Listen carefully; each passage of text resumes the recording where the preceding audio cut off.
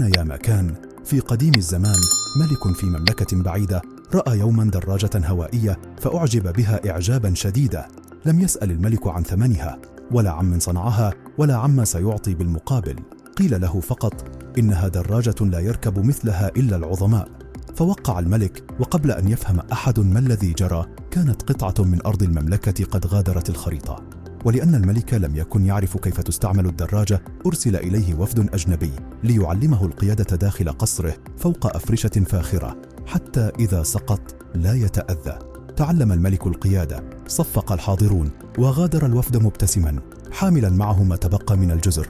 أما الشعب فقيل له إن ما حدث إنجاز تاريخي، فركع وسجد وشكر الحكمة التي جعلت الدراجة أغلى من الأرض.